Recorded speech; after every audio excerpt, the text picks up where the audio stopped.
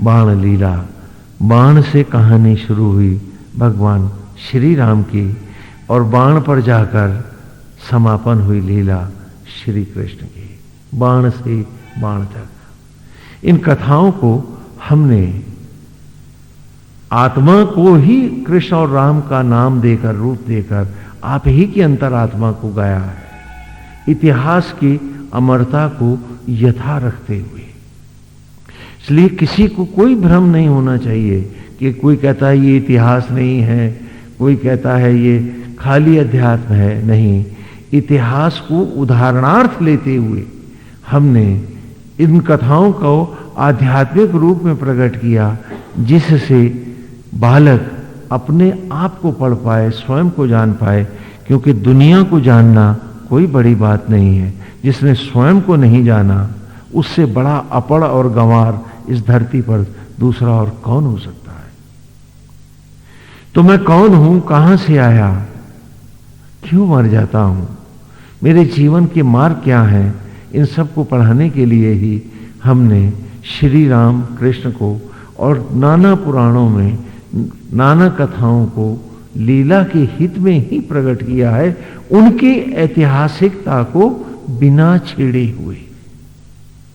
लेकिन ऐतिहासिकता मात्र उदाहरणार्थ है, उद्देश्य नहीं है हमारी कथा का। इसे भी हमें बहुत अच्छे से स्पष्ट कर लेना चाहिए। संप्रदायों ने उसकी एक नई खिचड़ी बना डाली, जो न अंतर की कथा रही न बाहर का इतिहास ही रहा।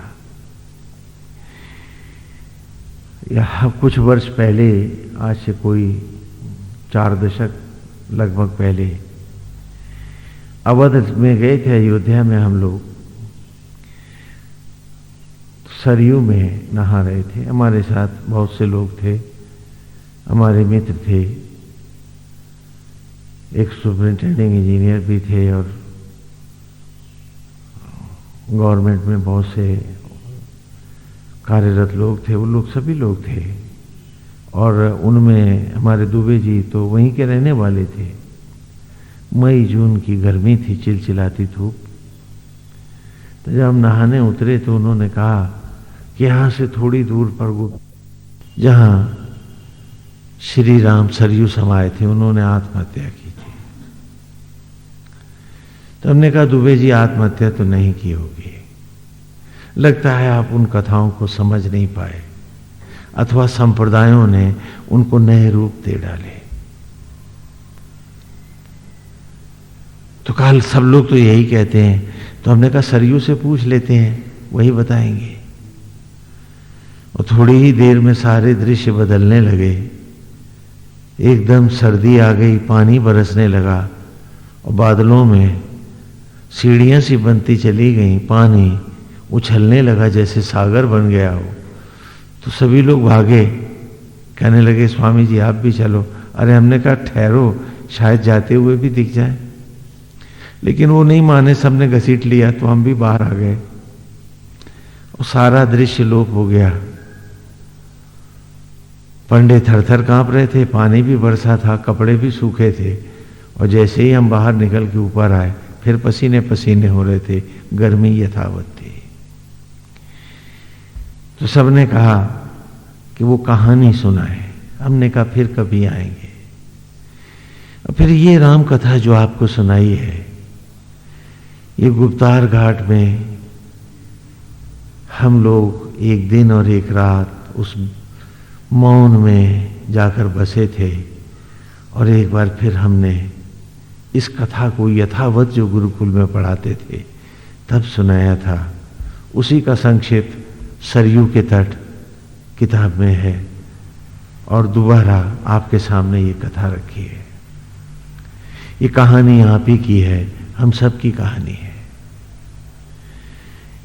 जब मन दशरथ है तो तन अवध है, और जब 10 इंद्रियां 10 मुंह बन गई, मैं अपने से दूर भाग रहा हूं तथाकथित मैं और मेरों के लिए, तो मैं ही दशानन रावण हूं। 10 इंद्रियां 10 मुंह बनी है और मेरा शरीर विषयों की लंका बन के रह गया है।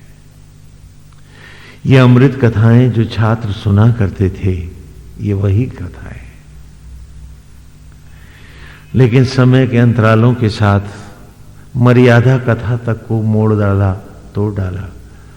और समय के अंतरालों में क्योंकि भोजपत्र आए नहीं थे, तपस्वी ऋषि आरंभ में मार दिए गए, सब जला दिए गए। और जो साहित्य ताम्र, रजत और स्वर्ण पत्रकों पर था उसे विदेशियों ने गला के धातुओं में बदल लिया, उनके लिए कीमती सामान हो गया वो। और यूं जो संपूर्ण एक महान संस्कृति थी, जो धरती की नहीं बाहर से आई थी, मनुष्य के साथ ही, वो भी रोगी हो गई, कैसे कहूं कि दम तोड़ गई।